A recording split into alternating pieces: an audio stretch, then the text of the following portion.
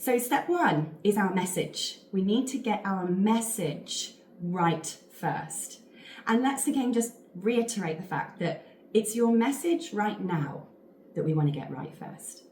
It does not mean that you need to know exactly what you're going to be doing for the rest of your life. Right now, how does it sound? Right now, how is it worded? It's going to evolve. Please do not stop putting yourself out there or reserve your entry to the market because I'm not sure what my message is yet. The only way that your message is going to get clear is if you start saying something. And I know this all too painfully because when I started my world in corporate, I was selling to corporate, to B2B, and I wanted to go out to the public market. And I spent so long procrastinating about what's my message in the public market? What is it? Like I teach so many things that it took me a really long time to get off the starting line. And I look back now and realize how much time I lost and how much quicker I could have grown if I just started saying something, because it was when I finally just went, stuff it. I don't know what it is, but I'm just gonna go out there and say something today. It wasn't until I started speaking and the words began to come out that I discovered how they were coming out. You actually have to start saying stuff, anything at all, in order to actually know what's inside there.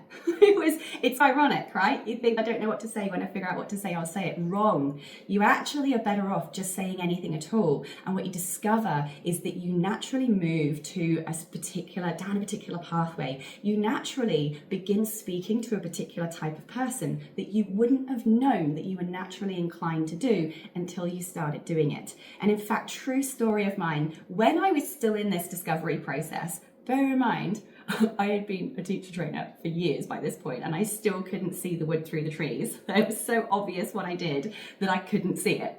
Right? But what I did is I actually teamed up with a friend of mine called Sam. And we agreed that every single Friday for 10 weeks, we would go and meet in the park opposite my house. We sellotaped our mobile phones to a tree because I didn't even have a tripod back then. And we agreed that we would talk to the camera for a whole entire hour without really any particular plan. And we would just film ourselves talking to the camera, giving tips and advice.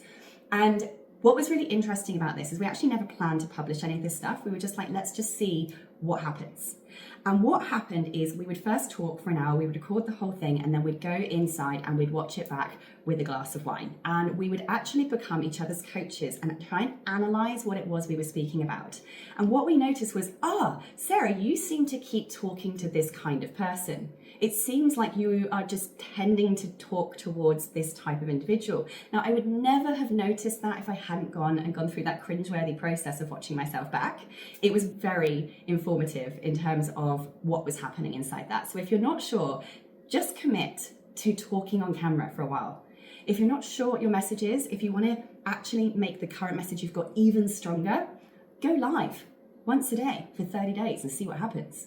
Just commit to going live on your social media and talking about something each day and watch it back and see what happens. It's incredibly revelatory what happens. So let's talk about this first part of our message. First of all, let's talk about a brand. A lot of people think that a brand is a logo and colours, okay? And of course it is.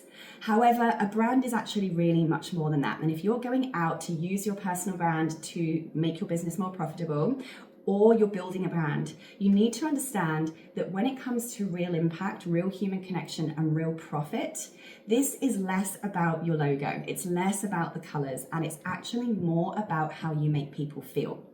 It's huge for you to first try and understand.